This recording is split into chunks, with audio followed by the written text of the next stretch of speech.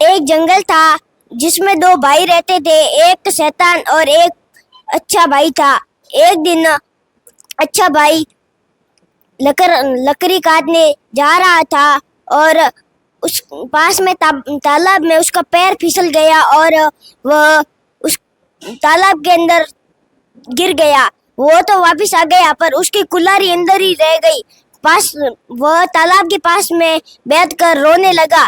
तभी तालाब में से जलपरी आई और बोली कि तुम क्यों रो रहे हो? तो व्यक्ति ने बोला कि मेरी कुल्हाड़ी नीचे गिर गई है और मैं तो बार बार वापिस आ गया और मेरी कुल्हाड़ी अंदर रह गई। तभी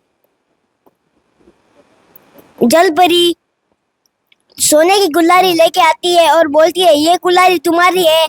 तो व्यक्ति बोलता है ये कुल्हाड़ी मेरी नहीं है। फिर जलपरी एक चांदी की कुल्हाड़ी लेके आती है। व्यक्ति बोलता है ये भी मेरी नहीं है। तभी उसके बाद में जलपरी एक लकड़ी की कुल्हाड़ी लेके आती है और बोलती है कि ये कुल्हाड़ी तुम्हारी है। तभी उस व्यक्ति ने बोला कि हाँ ये कुल्हाड़ी मेरी है। और उसके बाद उस जलपरी को दया आ गई और उसने बोला कि तूने मेरे सामने झूठ नहीं बोला और ईमानदारी दिखाई, इसीलिए तुम तीनों ही कुल्हाड़ी लेके जाइए।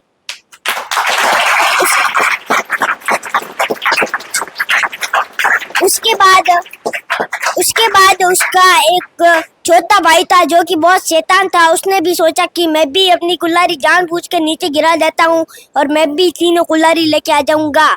तभी वह अगले दिन गया और जानबूझ के कुल्हाड़ी अंदर गिरा दी। उसके बाद पास में बैठकर रोने लगा। फिर जलपरी आई और बोली कि क्यों रो रही हो? तभी उसने बोला कि मेरी दो कुल्हाड़ी तालाब के अंदर गिर गई है। तभी जलपरी अंदर से एक सोने की कुल्हाड़ी लेके आई और बोली कि यह कुल्हाड़ी तुम्हारी है। उस व्यक्ति ने बोला कि यह कुल्हाड़ी मेरी है। तो जलपरी वापस गई और चांदी की कुल्हाड़ी लेके आई और उसने बोला कि यह कुल्हाड़ी तुम्हारी। उसने बोला हाँ ये भी मेरी है। और उसके बाद एक लकड़ी की कुल्हाड़ी लेके आई और उसने बोला कि यह कुल्हाड़ी तुम्हारी है, कि ये कुल्हाड़ी मेरी नहीं है। तभी उसको दया आ गई और उसने सोचा कि यह झूठा व्यक्ति है, उसकी कुल्हाड़ी लकड़ी वाली थी और वो झूठ बोल रहा है। तभी उसको एक भी कुल्हाड़ी नहीं दी और वो रोता रोता घर चला गया। मैं आपको इस कहानी में यह शिक्षा मिलती है कि हमें कभी झूठ नहीं बोलना चाहिए और अनुशासन का पूरा पालन करना चाहिए। जैसे मैं एक एग्जाम्पल बता रहा हूँ।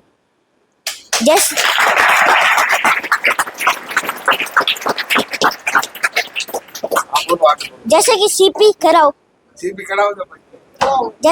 नरेंद्र तू भी कराओ। जैसे मान लो ये सीपी कक्षा में बहुत होशियार है और इसकी राइटिंग भी बहुत अच्छी है और ये पूरी कक्षा में टॉप मारता है। और ये मान लो ये कभी राइटिंग इसकी अच्छी नहीं है और ये बहुत मतलब बदमाशी करता है। तो फिर इसने सोचा कि मैं बहुत अच्छा व्यक्ति हूँ, इसलिए इसने भी मतलब इसकी तरह मतलब बदमाशी करना शुरू कर दिया। तो इसने सोचा कि ये बदमाशी कर रहा है तो मैं थोड़ा ऊपर बच जाता हूँ, इसलिए इसने बहुत पढ़ाई की और एक दिन इसने सफलता लेके 100% बना दिए।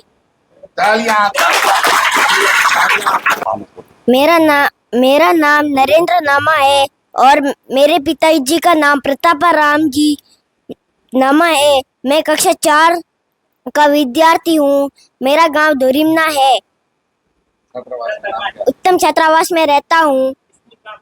मैं Maharaja public senior secondary school English medium में पढ़ता हूँ। मेरा नाम प्रेम कुमार है। मेरे पिताजी का नाम भोमाराम जी है। मैं क्लास 10th में पढ़ता हूँ। मेरा गांव धनाऊ है। मैं मयूर नवस अकेडमी सीनियर सेकेंडरी स्कूल में पढ़ता हूँ। मैं उत्तम हॉस्टल में 1 साल से रह रहा हूँ। यहाँ का परिसर बहुत अच्छा है। यहाँ के प्रबंधक पूनम चंद सेंवर बच्चों को टाइम टाइम पर मोटिवेशन देते हैं, बच्चों को अच्छी पढ़ाई करवाते हैं, हॉस्टल में बच्चों को अच्छी तरह से रखते हैं, उनकी अच्छी तरह से देखभाल करते हैं।